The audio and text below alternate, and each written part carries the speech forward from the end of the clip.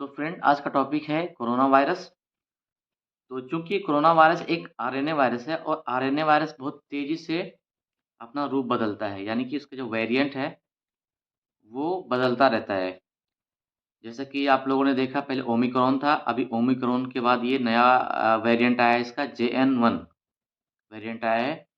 तो देखना ये है कि ये जेएन-1 जो वेरिएंट आया है, ये कितना फ़ेटल है, कितना खतरनाक है और इसकी जो स्प्रेडिंग कैपेसिटी है, ये कितना है।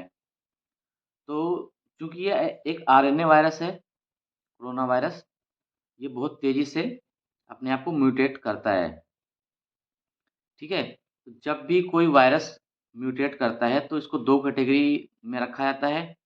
एक होता है वेरिएंट ऑफ इंटरेस्ट, यानी कि जो वायरस अपने आप को म्यूटेट करके नया वायरस बनाया है, वो एक इंटरेस्ट की कैटेगरी में आता है, यानी कि हम उसको इंटरेस्ट उसमें ले सकते हैं, उस पे रिसर्च कर सकते हैं और उसको मॉनिटर कर सकते हैं। यानी कि वो कुछ फ़ेटल हो सकता है, यानी कि उसको फ़ॉलो करने की ज़रूरत है, देखने की ज़रूरत है। और दूसरा कैटेगरी आता है हमारा वेरिएंट ऑफ कंसर्न। अब जो वेरिएंट ऑफ कंसर्न होता है, तो वो उसको एक फ़ेटल कैटेगरी में रखा जाता है, क्योंकि उससे सीवियर इन्फेक्शन होता है, वो बहुत तेज़ी से फैल सकता है या फिर उसके अगेंस्ट आपका जो इम्यून सिस्टम है, वो प्रॉपर रिस्पॉन्स नहीं दे सकता है। यानी कि वो आपको बीमार कर सकता है, ठीक है? ऐसे केसेस में कोविड बिहेवियर को फ़ॉलो करने के लिए बोला जाता है।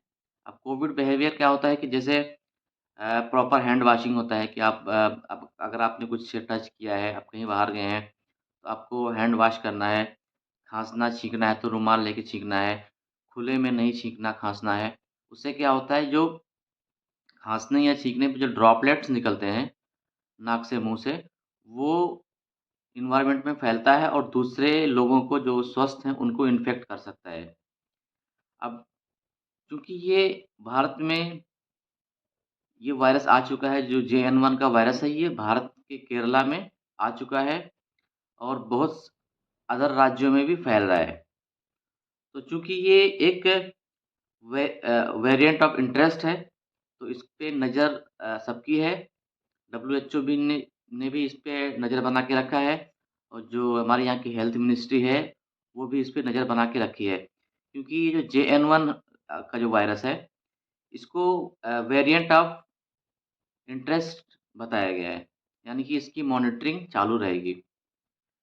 अब चूँकि डब्ल्यूएचओ ने भी अलर्ट जारी कर दिया है, हेल्थ मिनिस्ट्री भी अलर्ट पे है। अब फिर मीडिया का जो काम आता है, तो मीडिया तो ऐसे-ऐसे खबर बनाता है कि लाशों की ढेर पड़ जाएगी, इतने लोग मारे जाएँगे, क्या वापस से लॉकडाउन लग जाएगा? तो ऐसा नहीं कुछ है, क्योंकि जो एक्सपर्ट्स हैं वायरसेस के, उन्होंने इसको वेरिएंट ऑफ इंटरेस्ट में रखा है, यानी कि ये फैल सकता है बट बहुत ज़्यादा खतरनाक नहीं होगा। तो जिन लोग क्योंकि वैक्सीनेशन भी लोगों में हो चुका है और चूँकि ये कोरोना वायरस है, तो थोड़ा बहुत कोविड से ही मैच करता है, तो थोड़ा बहुत मे बी कि जो वैक्सीन्स लगी हैं, वो थोड़ा बहुत इफ़ेक्टिव हों, ठीक है? तो ये मीडिया वाले बहुत डराते हैं, ठीक है? आप लोग एक्सपर्ट डॉक्टर्स की मानें, ठीक है?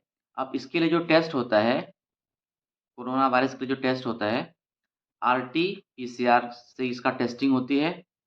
आरटी मतलब रिवर्स ट्रांसक्रिप्शन, पीसीआर यानी कि polymer chain reaction, reverse transcription polymer chain reaction, इस टेस्ट का पूरा नाम है। क्योंकि ये आरएनए वायरस है, तो इसकी जो जाँच होती है आरएनए से नहीं होती है, डीएनए से होती है। तो रिवर्स ट्रांसक्रिप्शन से जो आरएनए वाला मटेरियल होता है, उसको डीएनए में बदला जाता है और डीएनए में बदलने के बाद ही इसकी जाँच हो पाती है। इसलिए जो आरएनए मटेरियल होता है, उसको डीएनए में चेंज करने के लिए जो टेक्नोलॉजी है, उसको बोलते हैं आरटी, यानी कि रिवर्स ट्रांसक्रिप्शन। रिवर्स ट्रांसक्रिप्शन से आरएनए को डीएनए में बदल के फिर उसकी जाँच होती है।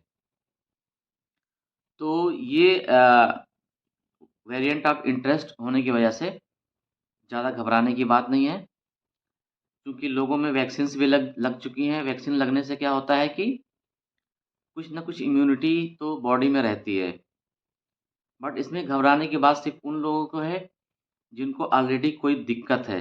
जैसे किसी को अगर साँस लेने की तकलीफ़ है, अस्थमा जिसको बोलते हैं, या फिर कोई सीवियरली इल है, या फिर उसको कोई ऐसी बीमारी है जिसमें उसको साँस फूलती है, हाई ब्लड प्रेशर है, डायबिटीज़ का है, या जिसकी इम्यूनिटी कंप्रोमाइज़्ड है, यानी कि उसका इम्यून सिस्टम ऑलरेडी कमज़ोर है। तो ऐसे लोगों में ये वायरस थोड़ा कॉम्प्लिकेटेड हो सकता है। बट सारे पेशेंट्स में ऐसा नहीं होता है, क्योंकि बहुत सारे पेशेंट्स में ऐसा भी होता है कि इसका इन्फेक्शन होता है और उनको पता भी नहीं चलता है। इसीलिए बोला जाता है जितना ज़्यादा टेस्टिंग होगी, उतने ज़्यादा केसेस सामने आएँगे। क्योंकि बहुत सारे लोगों को इन्फेक्शन हुआ रहता है और उनको पता नहीं चलता है, कि जब तक वो जाँच ना कराएँ। ठीक है? तो कभी-कभी क्या होता है, वेरिएशन जब होता है, जब वायरस का जो अपने आप को तब्दील करता है, तो कभी-कभी होता है जो हमारे नॉर्मल टेस्ट जो पहले से टेस्ट बने हुए हैं टेस्टिंग के लिए, आरटी-पीसीआर के, उसका जो मेथड है, कभी-कभी वो काम नहीं करता है। अगर वायरस ने ज़्यादा अपने आप को म्यूटेट कर लिया है, तो ये भी हो सकता है कि हमें कोई नई किट बनानी पड़ सकती है, क्योंकि जो हमारी पुरानी किट है, हो सकता है उसमें वो डिटेक्ट ना हो। ठीक है? बट अभी तो नहीं ऐसा कुछ है, पुरानी किट से ही होता है ये। तो जैसे-जैसे म्यूटेट करेगा वायरस, तो उसका जो टाइप ऑफ इंटरेस्ट है, वो बदल सकता है कि किस टाइप का वेरिएंट है। वेरिएंट ऑफ इंटरेस्ट है या वेरिएंट ऑफ कंसर्न है। तो उसी तरह से फिर हमें ये बताया जाता है कि आपको किस तरह से उसको लेना है। कोविड बिहेवियर को फ़ॉलो करना है कि नहीं फ़ॉलो करना है। ठीक है? तो डॉक्टर्स की सलाह लें, और मीडिया में या फिर कोई अगर आपको बहुत सारा डरा डरा रहा है, बहुत सारे यूट्यूबर्स हैं जो आपको डराते हैं, या मीडिया चैनल हैं, ऐसा थंबनेल लगाते हैं कि लोग डर जाते हैं थंबनेल देख के। तो डरने की ज़रूरत नहीं है, लेकिन जो लोग पहले से ही बीमार हैं या जिनकी इम्यूनिटी प्रॉपर नहीं है, उनके लिए थोड़ा ज़्यादा ध्यान देने की ज़रूरत है, और जैसे कि बच्चे भी हैं। लेकिन एक चीज़ ये है कि अगर आप बचेंगे, आप हेल्दी हैं, अगर आपको इन्फेक्शन हो गया, आप अपने घर में जाएँगे। घर में ही अगर आपके घर में जो बुज़ुर्ग हैं, कमज़ोर लोग हैं, तो उनको इन्फेक्शन होगा, आपको तो नहीं कुछ होगा, लेकिन आपकी वजह से दूसरे लोगों को भी दिक्कत हो सकती है। तो अच्छा यही होगा कि आप कोविड बिहेवियर को फ़ॉलो करें, खुद बचें और दूसरों को बचाएँ। ठीक है? क्योंकि अगर आप नहीं बचेंगे, तो आप दूसरे लोगों में ये बीमारी फैलाएँगे। तो ये बहुत ही सिंपल भाषा में मैंने आप लोगों को बताया है। तो आप लोग ये सब फ़ॉलो कर सकते हैं और इस वायरस से बच सकते हैं, और अननेसेसरी पैनिक ना हो। ठीक है? तो ये था आज का वीडियो।